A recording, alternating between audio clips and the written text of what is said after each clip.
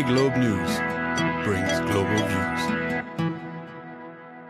Welcome to iGlobeViews, our weekly podcast where we discuss world politics and current events. My name is Diana Mautner-Markov. I'm editor-in-chief of iGlobenews.org, and joining me today is the Austrian journalist Christian Wehrschütz. So as a quick introduction, Christian Wehrschütz has over 40 years of journalistic experience. For more than 25 years, he's been the chief correspondent in the Balkans for the Austrian Broadcasting Agency, the ORF. For more than 12 years, he's been the chief correspondent in Ukraine. He speaks 8 languages, and most importantly, he speaks Russian and Ukrainian, and he's been reporting since the beginning of the war in Ukraine from Ukraine.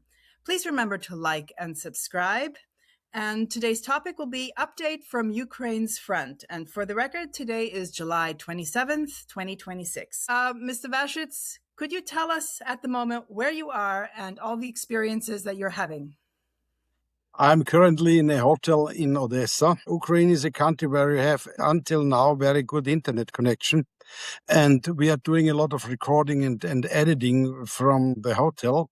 And I am in Odessa because tomorrow morning, early in the morning, we will go close to the front line, to a city close on the front line to Kherson, where the situation is quite dangerous, very much dangerous, very, very dangerous, and where we need a military escort to go to certain places like the theater, like some hospitals, which are very close to the front line, because the situation is, you cannot anymore calculate the situation, let's say, because the situation with the fiber optic drones is so terrible and so dangerous that you really need also a military escort in the case of emergency. We have also a drone detector with us, but it is already also strange if you pass a border like in Odessa. In Odessa, you can have a very nice lunch in an Italian restaurant, and half an hour later you have to go to a shelter because it's rocket alarm. And the other problem which you're facing now here is that the rockets are so fast that first they hit and then they have the alarm. So it's I'm always underlining, it's like if you enter the border, it's like Russian roulette, because you cannot calculate the situation anymore. So this question, it is said is dangerous, there is not dangerous, this doesn't exist anymore, this difference. It is everywhere dangerous, but there's more dangerous the closer you are coming to parts which are closer to the front line, or if you are in Kiev, because a friend of us was killed in Kiev by a drone attack. It's this fair for drones and rockets. The Russian detected it and they hit it with 3 rockets, and she died in the age of 32. Oh my goodness, what a very sad story. Drones is the new warfare. We've entered a new age of scary warfare where these drones could be everywhere. And I guess you're not safe anywhere anymore, to be honest. Are the people in Ukraine or in Odessa where you are now very tired of the war? Is there a certain fatigue for the war? Do they yearn for peace? Is that the feeling? Or do you have the feeling that they're still willing to fight for years and years and years? What is your feeling from the front? No, the Ukrainians are ready mostly to fight because there's in reality no alternative. You know, people are tired of the war, and you have a lot of young people who are running away. This we must not forget. But the fact is that the overwhelming majority of Ukrainians say we never want to live under the rule of the Russians, and we need a situation where this war is not only a break, but really the end of the war. This is one of the problems in this whole process of negotiations, is a huge amount of distrust which now exists between Russians and Ukrainians, and Russia and Ukraine. This feelings that an unstable ceasefire or a peace process could lead only to the fact that in half a year the war starts again. This is one of these feelings, and the rest is, yes, I would say, people on the front line, soldiers, they are still ready to fight. Also, there is enormous war fatigue, not only in Ukraine, I would say in Russia as well. But it is a tragedy that you have to say it's much easier to start a war than to finish one. Thank you for that answer. Just 2 days ago, the Kazakh president Tokayev urged Russia to return to the Istanbul Formula 2.0. Do you think this is a viable formula for moving forward? And what role could the United States and Europe play in this process? It doesn't seem like the US is very interested to focus anymore on Ukraine, having now been involved in a hot war in Iran. Could Turkey take the spot of a mediator? I think that Turkey and maybe also some Arabic countries are the only one who really can take the role of a mediator. Because, a tiny little country like Austria or even the Vatican or the Switzerland, this is not a player in such a global conflict as well, where you have involved the United States, Russia, China, and on. So yes, Turkey could play the role of a mediator.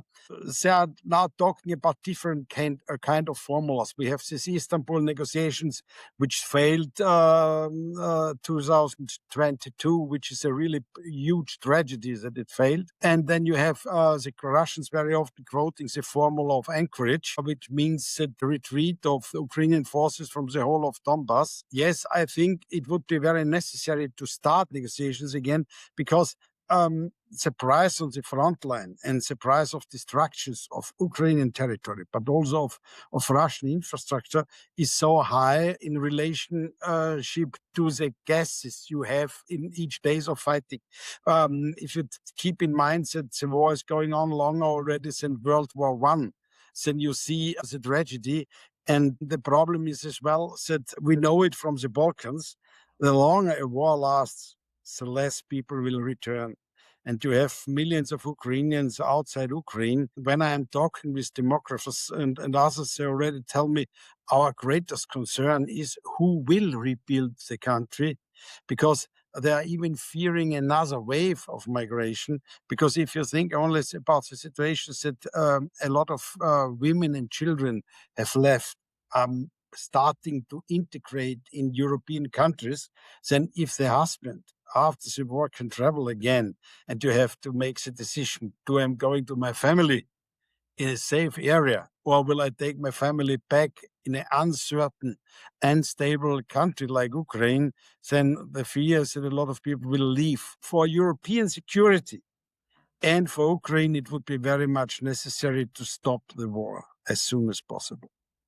So there is an urgency attached to ending the war as quickly as possible. May I add only one thing? Yes, what you have mentioned. I mean, my impression is that after Trump failed to be able to implement a peace agreement, I think that after the war against Iran, with all these problems, plus the fact that the American arms industry is making enormous fortunes, I think the motivation to stop the war is diminishing. And this is another problem, because war is also business.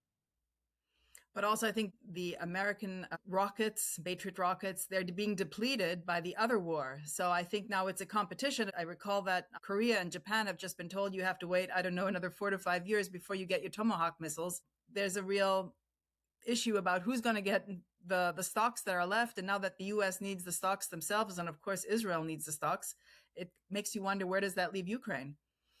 This is the next problem for Ukraine, that Ukraine is a country now which is not on the forefront more of political interest, of media coverage. And it is clear that for Trump and the United States, Israel and the war against Iran is much more important. And if your stocks are exhausted and Iran could stand against United States in a way which was never expected by the political leadership of the United States, which I do not understand why they made this mistake, but this is another question. Then it is clear that it is a problem for Ukraine, and Ukraine cannot, in a short period, compensate this lack of these Patriot missiles and other things. Patriots are not bread. Bread you can bake every day, and it's easy to learn to teach something how to bake bread.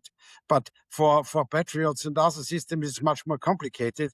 On the other hand, we should not forget that still there is enormous logistic support for Ukraine from the United States and also from European countries, and to be able to hit targets in Russia, because there artificial intelligence plays an important role, and the tech giants in United States, which are supporting Ukraine, have an enormous impact still for the fact that Ukraine can withstand.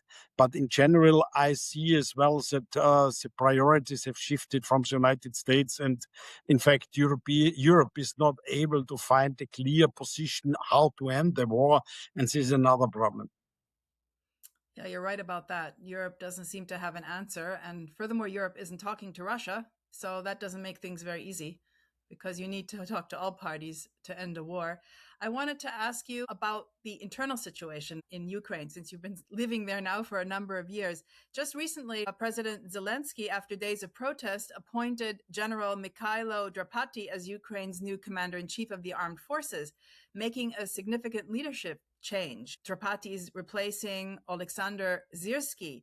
Public protests in Ukraine erupted in July 2026 after Zelensky dismissed the popular defense minister Fedorov. Demonstrators quickly redirected their anger towards Syrsky, viewing him as a symbol of rigid Soviet-style command. So Defense Minister Fedorov publicly accused Syrsky of obstructing technological updates, drone integration, and procurement overhauls. So why was Defense Minister Fedorov removed? Is Zelensky looking for someone to blame and therefore got rid of Syrsky? And what can you tell us about the new commander-in-chief Drapati? What do the protests tell us about the mood in the public in Ukraine? Well, first, there is one Achilles heel for Zelensky, and this is the whole issue of corruption.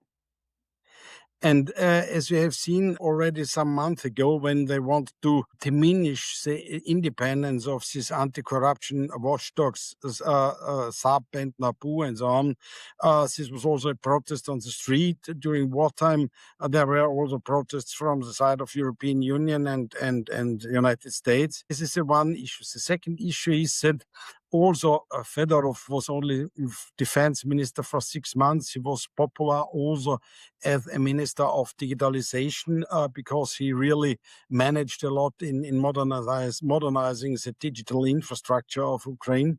And Syrsky, after he replaced Valery Zaluzhny in 2024, was seen as to a certain extent as a butcher, and also as a butcher, and also as a yes man. So a man who is obeying what Zelensky wants to do, and an old style, more or less Soviet general.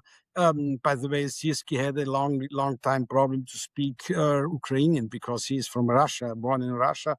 This is one issue. But I would say I have talked with a lot of sources about this issue.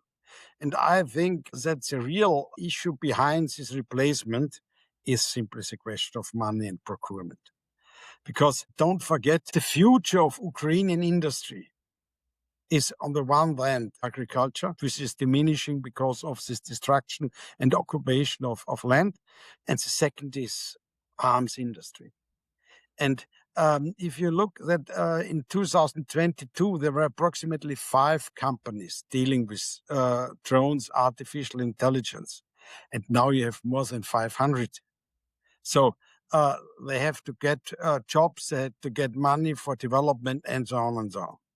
And what me was told is that the main issue why Fedorov was replaced and will stay replaced was the question of distribution of money. To whom? To which company? Because look, you have a company like Firepoint, which is one of the most modern, which is said to be very close to Zelensky. They started 2022 from scratch. Now they have 7,000 employees. This is not possible without really support of the state. It is also clear that Fedorov made the procurement much more transparent. But Fedorov is not a holy person in the ways that you have this all the time the good and the ugly. Fedorov and Zelensky worked together for more than 7 years because already in the team when Zelensky was a comedian, Fedorov was present and he was running the digital election campaign of Zelensky. So I think the main question is the money. A second issue might be a power struggle between Siersky and Fedorov, which means also a power struggle between Zelensky and Fedorov. And for sure, it might be that Zelensky has seen Fedorov as a political threat because Fedorov had his own standing in the West, he had his own contacts in the West, and maybe Fedorov was only named as a Minister of Defense to have this positive image within the West, where Western politicians who are not speaking Russian and Ukrainian are happy to have a nice, young, smart man. It is interesting that when Ukraine got the money, finally, then it was very quick the replacement of Fedorov after 6 months. I would say this is a lot of different aspects playing a role, but concerning your question about popularity, I do not think that Zelensky is very popular anymore. I mean, there's no alternative. You cannot have elections within a time of war. This is quite clear. And nobody would now organize elections. But in fact, I would say that public opinion polls are much less serious than a lot of people believe, because very often nobody asks how many people you had to ask to get answers. You know, Zelensky is seen as a president fighting against Russia. Yes. I would also agree that the population is split, which makes it even more difficult to find a solution, because if a huge part who says never under Russia, never with Russia, no compromise, we must win, where you have a very unrealistic approach. Because if win means to reconquer the whole territory of 1991, this is not realistic. So it is also not easy to find a compromise. And it is also difficult for Zelensky on the other hand, because the question is what he will get from the West.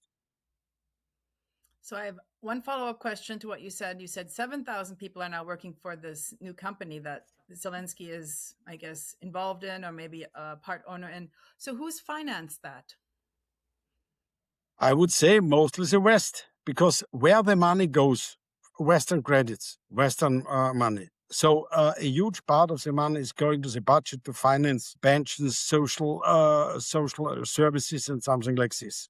Because it is quite clear that a country which where the economy was hit so hard, and again is hit so hard because you have all these bombardments again of Odessa harbor, which was very important to transport agriculture and other products. So it is clear that the West, and that means most now European Union, are the main factors of financing the war.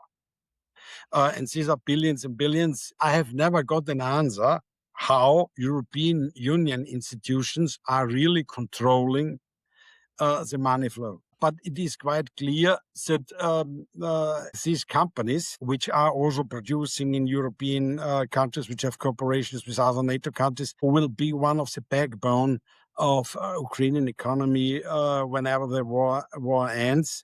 And so you have this enormous influx of money, and you have very talented technicians within Ukraine, because if you look how long the process of procurement takes within Western armies, and here you have a situation that from the new idea until to producing weapons, you have 3 to 4 months. Then you see what means to be in a war situation where you have to be very fast, and therefore there are a lot of talented people and they are producing results. Well, no doubt Ukraine has made huge strides in their production of drones, especially drones, but maybe also other military equipment. Ballistic rockets, yes, as well. Ballistic rockets. And I remember that President Zelensky was traveling in the Middle East and selling these drones to Saudi Arabia and other countries. But the question is, if the West or the European Union has been financing these companies, is the West also a participant or a shareholder in these companies to get some of the money back that it has invested in these companies? Or do we have no return on investment, which is a tough thing to say when you're talking about a war, but at the end of the day, it's the European taxpayer and their taxes who have been flowing there. So there has to be some accountability here. I mean, what you really have and what you can see, because this is not for something where it's very easy to catch up with information. It is clear that you have joint ventures and cooperation.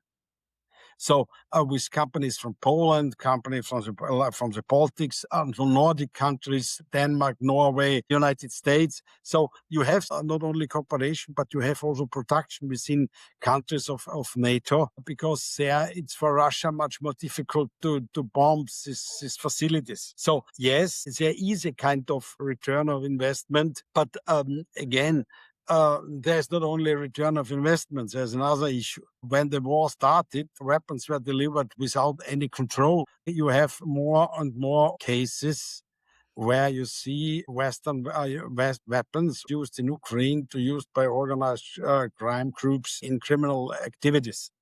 And this is something where we are coming to a very, very important point. This is company of Firepoint, which is a very, very smart company. That, the technical director told me they have 7,000 employees. Currently, you estimate that in Ukraine you have 100,000 operators of drones. What will these people do after the war? So if you look at the history, you had a lot of highest number of mercenaries who died after World War II, German mercenaries who died after World War II, died in Indochina at Dien Bien Phu because they were going to the Foreign Legion. After the breakdown of Soviet Union, don't forget, you had this non-Lugar program to control the flow of this nuclear material and of nuclear scientists.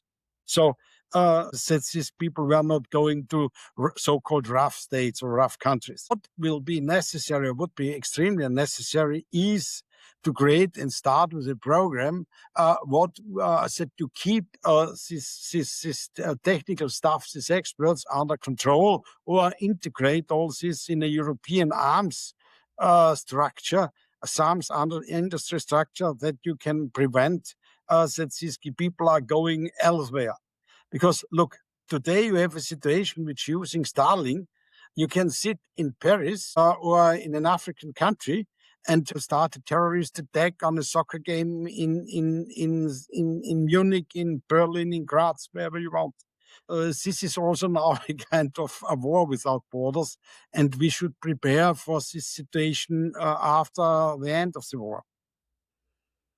Definitely. We're living in a new age, the war without borders. It's a scary thought, but actually that's the case. And Russia has said that targets in Europe might also be legitimate targets because, of course, Russia sees where the weapons are coming from and where they're being produced. I think of maybe some German facilities. Do you think that there's a great danger that Russia will escalate the war by actually targeting NATO countries or production facilities in NATO countries? There are two aspects of this question. First of all, from the point of international law. About international law, you can discuss when a country starts to be part of one side in the war. It is widely said and interpreted that if you send only weapons, then this is not a part of that. Then you are not a part of a war. But if you would, for example, send weapons where you need your own soldiers to use the weapons because the others, for example, Ukrainians, are not trained in this, then it is widely said that these countries are already really a part of the war. This is something where legal experts can discuss nights and days. On the political side, this is much more dangerous because the political interpretation is now set from the Russian side that a lot of Western countries are really taking part in the war between Russia and Ukraine. This is also widely used within Russia as an element in the information war. We are not fighting against Ukraine, but we are fighting against the West on the territory of Ukraine. And what I fear, what I see is that you have a rising level of escalation. The West has a different approach to escalation. They start to test how Russia reacts, and if it's not a huge reaction, then you continue. Think all the stories about should German send Leopard tanks. Then you had the F-16 question, which was taking months and months and months. Now they have the F-16. On the other hand, you have Russia, which from the escalation point of view is looking very long at what's going on, and then it's hitting very hard. And I fear that this danger of escalation, the longer the war lasts, the greater this danger is. And what makes me even more scared is that I do not see European politicians who try to stop this development. Well, sometimes you have the feeling that Europe really is pushing the war to continue and that Europe is not the peacemaker here. Look, Peacemaker was a nice name for a very successful pistol in the 19th century, the beginning of the 20th century, which was produced by the United States. But anyway, yes, I would say that the minimal consensus, which in European countries is to finance the current. What I do not understand personally is, or maybe this is part of an information war which was won by Ukraine in Europe. I mean, we had economic relations with Stalin. We had economic relations with Brezhnev and the Soviet Union. And Putin is no Stalin. Russia is the strongest atomic power in the world. Russia is a member of the Security Council. So not to talk to Russia is simply neglecting the geopolitical reality on the European continent and worldwide. This position, are we allowed to talk with Russia? Where's the alternative? I do not see an alternative than to negotiate. And this makes me very scared that you have in all over Europe this discussion, should we talk, can we talk, or something like this? Because on the one hand, you are saying Putin is a combination of Stalin and Hitler or whatever. On the other hand, you are trying to focus on his rational behavior, not to escalate. So, yes, I think you must talk. I agree with you. I mean, you can't come to any solution, any peace, or any ceasefire, for that matter, if you don't talk to the other side, because you need two sides to tango here. And regarding the escalation and Russia saying that we're actually already in a war with NATO, it's quite clear that Ukraine could not have been fighting this war for all these years without the support of the United States and the Europeans. On July 25th, there was a drone attack on a holiday camp in the Russian-held resort area of Kirilovka in Ukraine's Zaporizhzhia region, which killed 12 people, including 5 children, and wounded 19 others. On the other side, of course, Russia is also walking up the escalation ladder and attacking Kiev and Odessa and all these civilian targets as well. So there are really, let's call it, war crimes being committed on both sides. So what is the goal of Ukraine by attacking civilian targets, or was it a mistake to attack this area? And what goal is Russia pursuing here in walking up the escalation ladder? If we are talking about civilian casualties, last month, June, was a month with the highest civilian casualties since the beginning of war in Ukraine. You always have three possibilities if a civilian object is hit. The one is it was a mistake. The second one is it was intentionally. Or the third one is it was a result of electronic warfare. You will find in the internet a lot of pictures when a rocket is destroying another rocket or a rocket is destroying a drone. Then this drone and these parts are completely out of control. And then you can very often have a situation that you hit civilian targets because the real target was jammed, for example. It is very difficult for a journalist who is not the operator of this drone or of the artillery or the air defense to say what was really the reason. But it is clear that all sides are accepting civilian casualties in their attacks. It is also clear that Russia, which started the war, has committed as an attacker and an occupier much more war crimes in reality than the Ukrainian side. But What we have now is a war on attrition again, in a normal stage where Ukraine is able to attack critical infrastructure in a way that Russia cannot neglect it anymore. But I personally fear that Russia has much greater potential for escalation of the war than the Ukrainians do have. Because, look, you have these power stations on the Dnieper. One was destroyed by the Russians before the main offensive counterattack started from the Ukrainian side in 2023. You have this potential of attacking, and then you have an asymmetric warfare from the very beginning, because you have a country with atomic weapons and another country which has no atomic weapons. I fear that this escalation, as successful, harmful, the attacks of the Ukrainian side to the Russians, will not lead to a shift in the tide of the war. And Zaluzhny, the former chief of staff, was warning in a comment a couple of days ago that to believe Russia is at the end, or Russia will not be able to fight anymore, this is an illusion. And we are currently in a situation where you feel that in the Western media, you have again this illusion, okay, Ukraine is winning. And this is something where I have seen a general absurd situation. We always call it the Schrödinger Russian army effect. With the Schrödinger cat, only if you open the box, you see if the cat is alive or dead. I mean, on the one hand, you say Russia will attack Poland, the Baltic states, or other countries in Europe. And on the other hand, you say, okay, but Russia is not even able to conquer Kiev. Mm-hmm. So it is clear that you have this hybrid way of warfare, but I personally have not seen any concrete plan and any concrete motivation why Russia should attack Poland. Is it correct that now Poland is doubtful about the Ukrainians joining the European Union, and what are the reasons for that?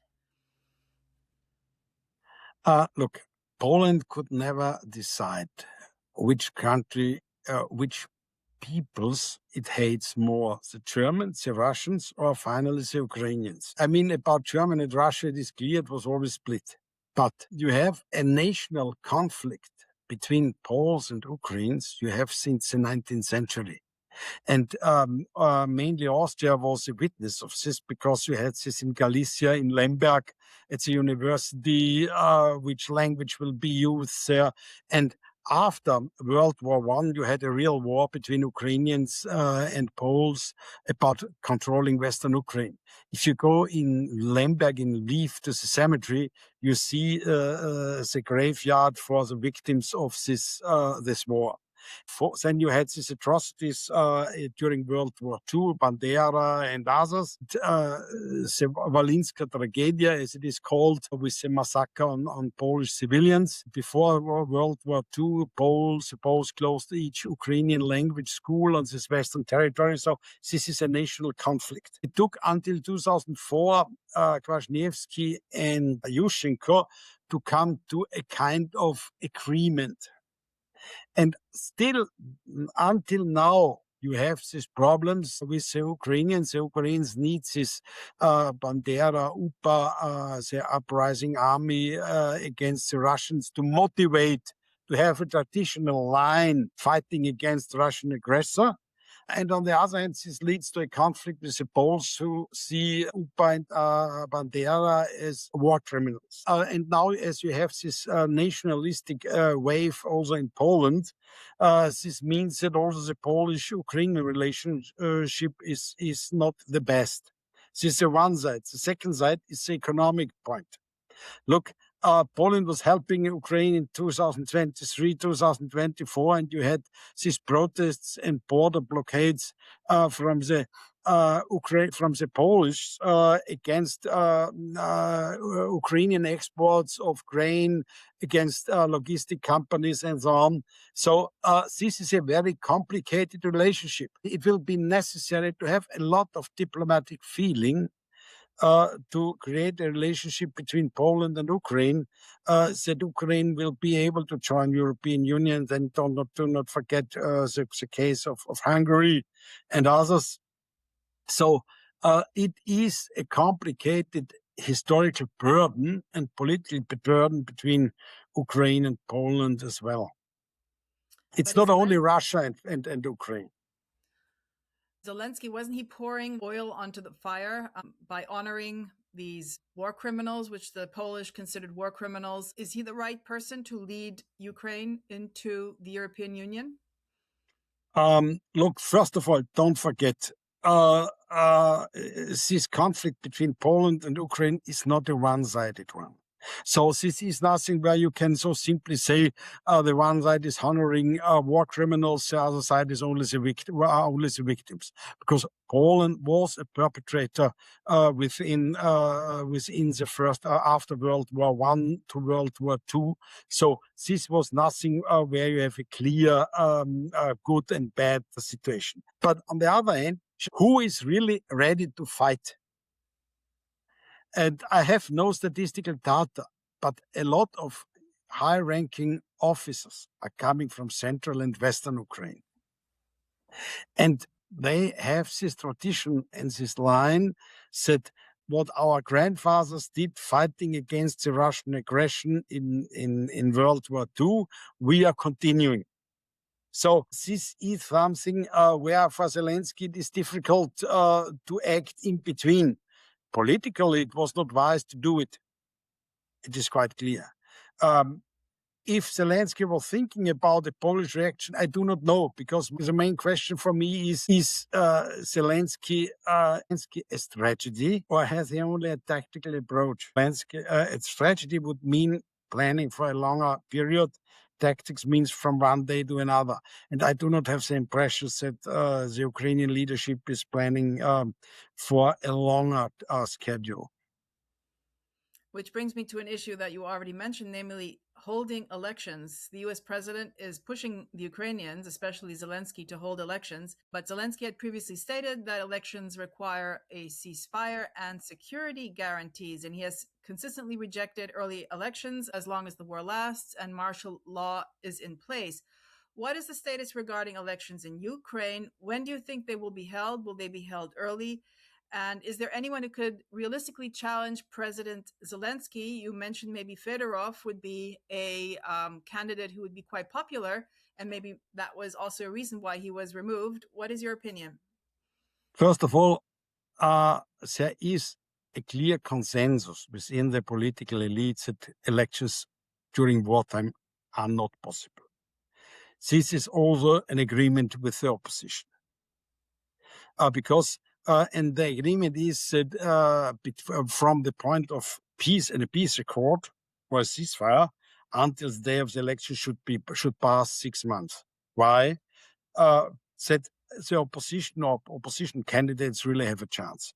Look at this current situation. The current situation is that all news programs in television are conformed. So you have not different news programs, you have uniform news programs. In fact, if the opposition parties do not have their own news programs or their own access via digital media or online, they are blocked within these huge channels, maybe with an exemption of Poroshenko, who has his own channels. So it is clear that you have martial law, that they are not able to have meetings or something like this.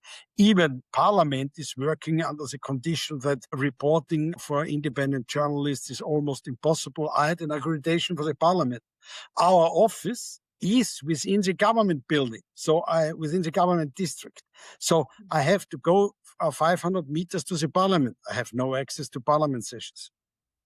So what would be necessary from the point of view of the Westerns is not to insist on elections, but to insist on much more plurality within the political system of Ukraine, that you have much more access of opposition parties to the media, that journalists have much more access to these parliament sessions, because in the Caucasus it was interesting to talk to politicians. So here it would be necessary to have more pluralism. But to insist on elections now, it's not possible. Look, the second question is, one of the questions, where to hold it? Will there be observers of the OECD would be ready to join me to go to Kherson to a polling station when the war is going on and you might face fiber optic drones? So how to organize voting for the diaspora, for the refugees, and on who will be able to run. So I think this is really, you should prepare for it, but this is really very, very reasonable not to have current elections. This is not possible. Concerning opposition candidates, I would say there are three. Kirill Budanov, now the head of the office of the presidential administration. The second is Valery Zaluzhny, who is currently the former chief of staff, now currently ambassador in London. And the third one is Mikhail Fyodorov, the dismissed minister of defense. But finally, for elections, you need three things: money, money, and money. So the question is, who will be financing one of the opposition candidate? Will there be a kind of compromise? Who will run? And this we have to see, but it's far too early to decide, or to make an educated guess what could happen after the war ends. Sorry, the question is also, which kind of result will will bring the end of the war? No, because this is something which is also a huge question then for the popularity of Zelensky. But it's always difficult to ask the people in power, do you want to hold elections? Of course, apart from the fact that we have martial law and we have a war going on, which of course, as you just mentioned, make it very hard, if not impossible, to hold these elections. People in power will tend to say, oh, I like being in power. Let's hold off on the elections, because the chances are that I'm going to regain my seat might not be so great. And I like my life now. I like my salary. I like the power that I hold. So maybe it's not the best thing to ask the people in power if they actually want to hold elections. Yeah. But you mentioned something very important. And I had also researched this a bit regarding the freedom of the press in Ukraine. So already as early as June 2024, the New York Times had reported that journalists in Ukraine were subject to increasing restrictions and were under pressure from the government of Zelensky. These journalists had said that the measures go way beyond wartime security needs. And analysts had said that the government's effort to control the media appeared to be aimed at stopping any coverage of the opposition, any positive coverage of the opposition, and suppressing any negative coverage of the government and the military. So according to the New York Times article, reporters for the state news agency Ukrinform, which is supposed to be nonpartisan, received a list from their management at the end of 2023 of opposition figures and local elected officials labeled as, quote, undesirable for quoting in articles. Ukraine has also revoked military press passes for journalists, including from Western outlets, after critical reporting, and amid disputes over rules for covering military operations through credentials, which were then later restored. You have been the wartime correspondent for the ORF, the Austrian Broadcasting Service, since the war began in 2022. You already had mentioned that there is issues with freedom of the press there. In your opinion, how well is the public in Ukraine being informed of what is actually going on? Is it true that the government of Volodymyr Zelensky is actively involved in censorship far beyond what is necessary for martial law and going after independent journalists and opposition politicians? There's a simple answer: yes.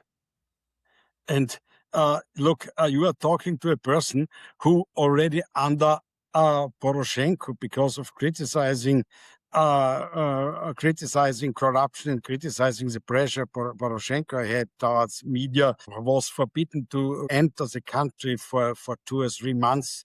Although I had a permanent residence with Ukraine, which was never revoked and removed. So And for more than a year, for me, it was denied the renewal of the military accreditation. I was working in Ukraine, but without the military accreditation, because as it was said that this is so-called pro-Russian propaganda or something like this all the time. All this more than 12 years obeyed everything to the Ukrainian law and legal system, no illegal entrance, no illegal border crossing, nothing else. But it is clear that this pressure exists. And it is also clear, and this is even much more regrettable, that currently European Union member countries do not give the adequate answer to this situation, because I think they are far too much tolerating this development. And what do you expect from a European Union which is by its own structure less and less democratic? If you look at the way that you can have individual sanctions against journalists, publishers, and others for being pro-Russian or broadcasting pro-Russian narrative, on a way that a political decision, not a court decision, not even an administrative court decision, leads to the fact that your bank account from one day to another is closed, that you have no access to money, that you have a problem to finance your life. I mean, the main question is all this time how far you can go with undemocratic means to defend democracy. And in my point of view, and we did also a huge radio story about this, these sanctions, they have gone far beyond what is necessary. And yes, you should have much more freedom of press and media in Ukraine. But, and now the big but, Ukraine is not Russia. So you still have much more opportunities in broadcasting from Ukraine than from Russia. So, because Russia is using this situation also to use it for Ukrainian for anti-Ukrainian propaganda. So Russia is the last country who has really the right to complain. But yes, it should be more media freedom and more plurality from the political parties and media outlets. Yes. But then again, Russia is not wanting to join the European Union either, and doesn't have to live up to the high standards that we set for ourselves within the European Union. And usually countries where you don't have press freedom and where other individual freedoms are restricted are called autocratic. Yes, this is true. And I would say that Ukraine is something in between democracy and autocratic. But don't forget that this country had never a democratic tradition, and that in a time of existential threat, and this country is under an existential threat. From the Ukrainian side, a much stronger feeling that we have to close our ranks.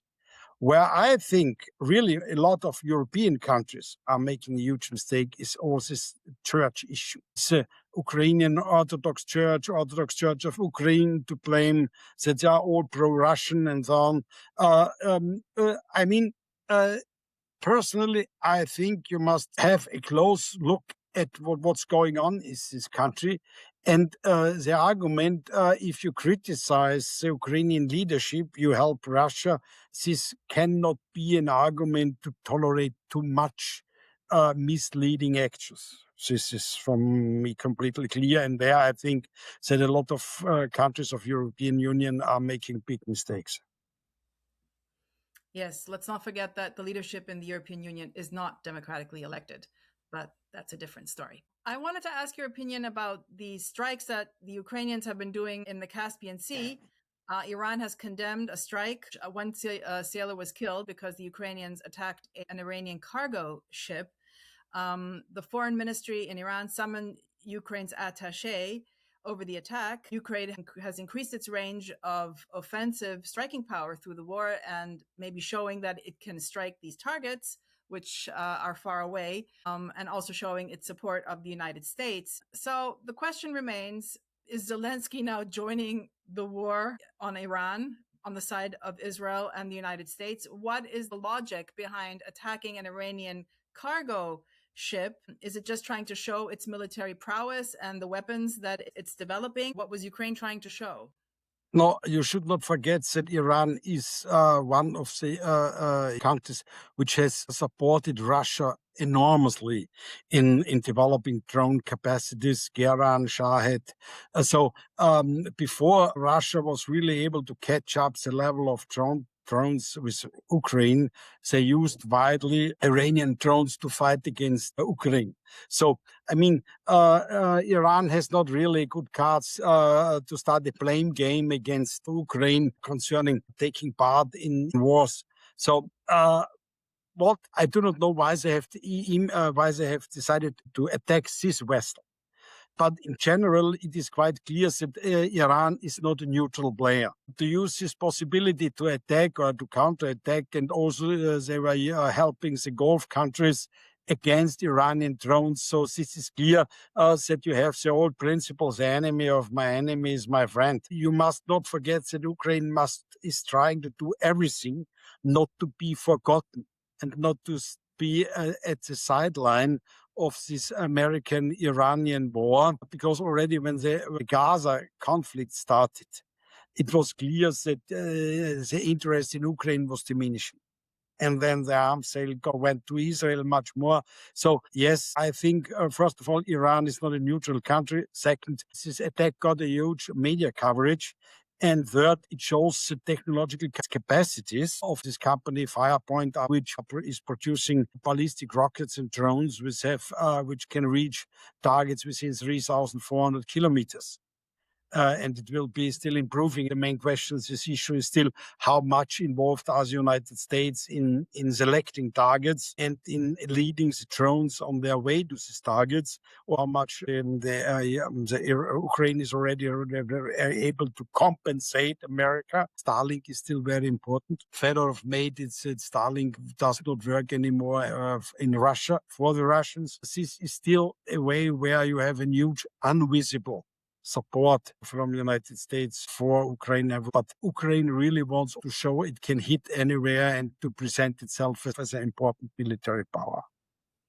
But Iran has denied that it has been directly supplying any drones or military equipment to Russia, which probably isn't true, but we don't know. All the drones which were used 2020, Gerans, these Shahed drones, or before Russia started producing the drone by herself, this was Iranian technology, which leads also to one fantastic fact that I do not know any other country which is as long under sanctions as Iran, and still they are able to use Western spare parts and other equipment to produce weapons. So it also shows the questionable result of sanctions at all.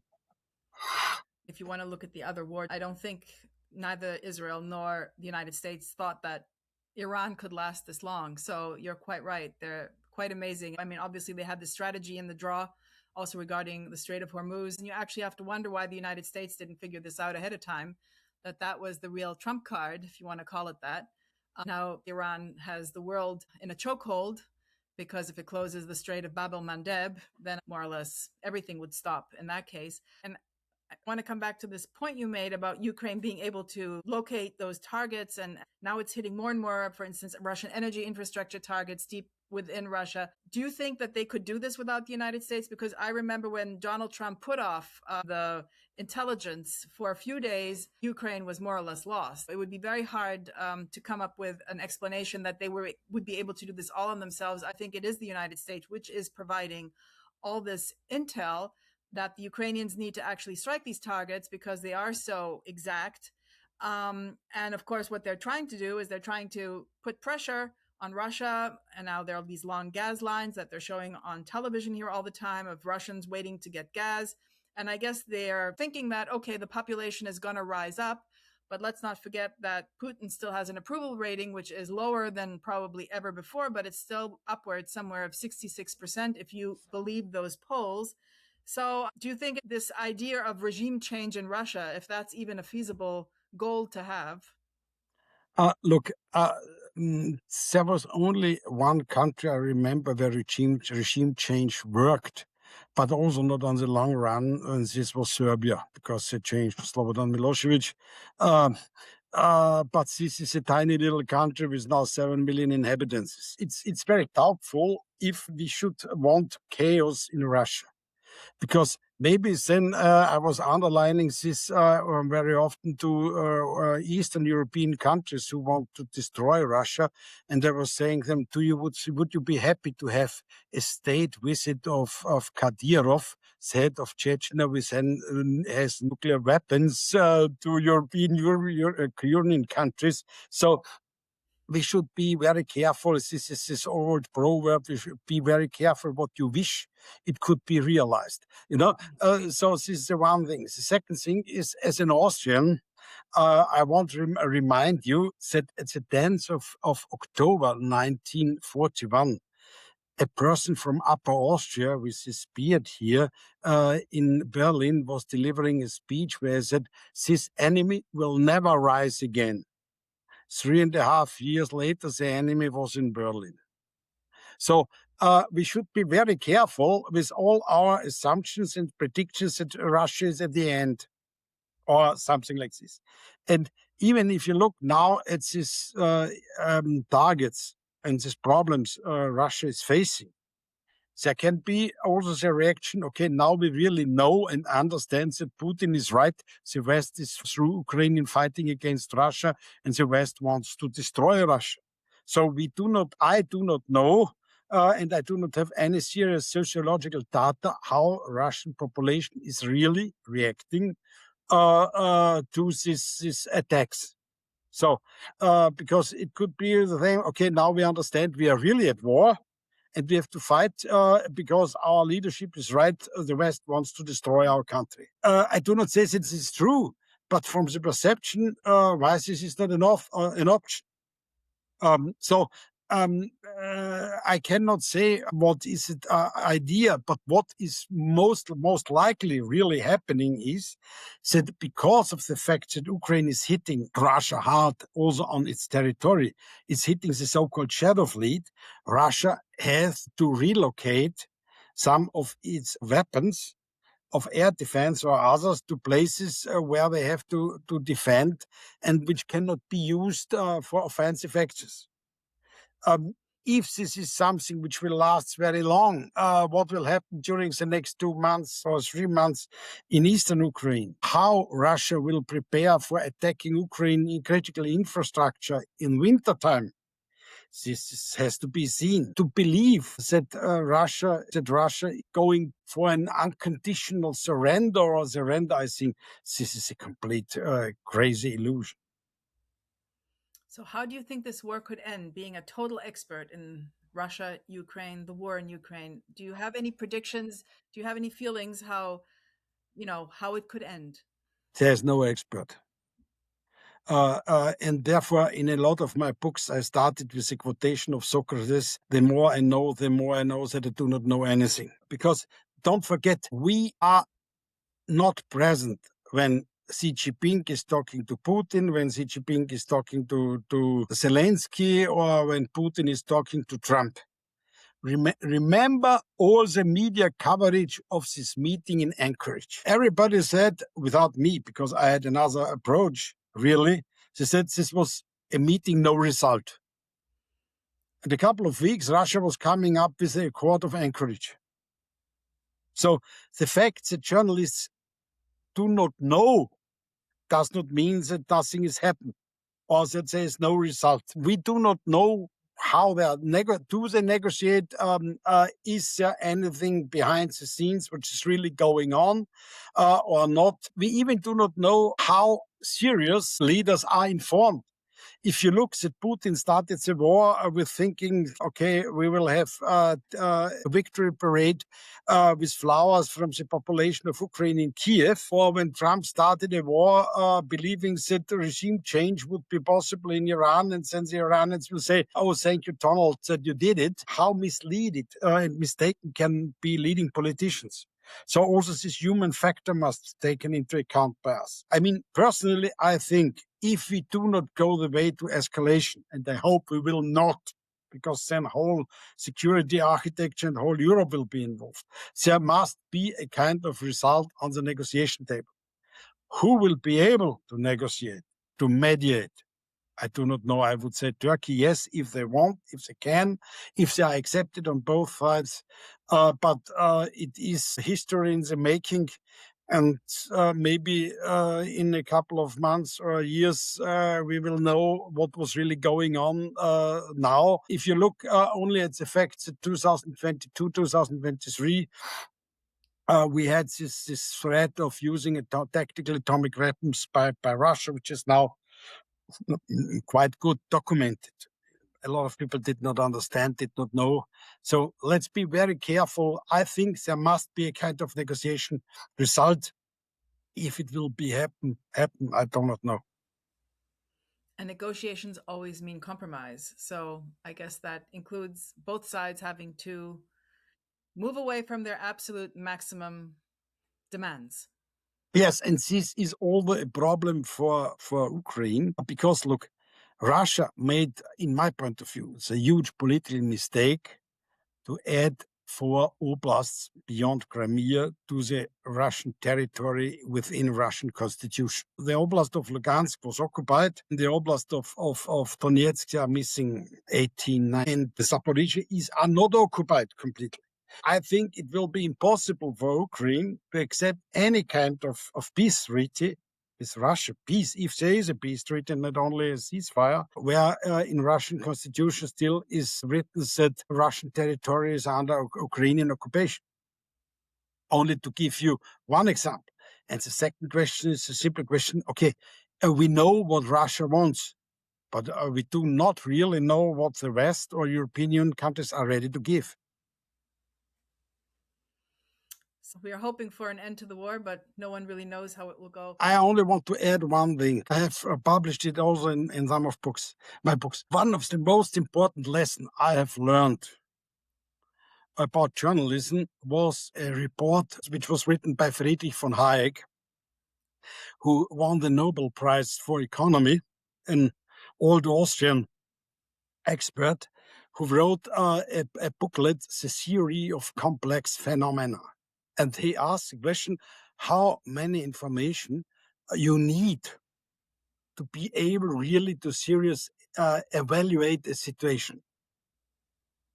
And I fear that we as journalists are far beyond the level to very seriously evaluate a situation.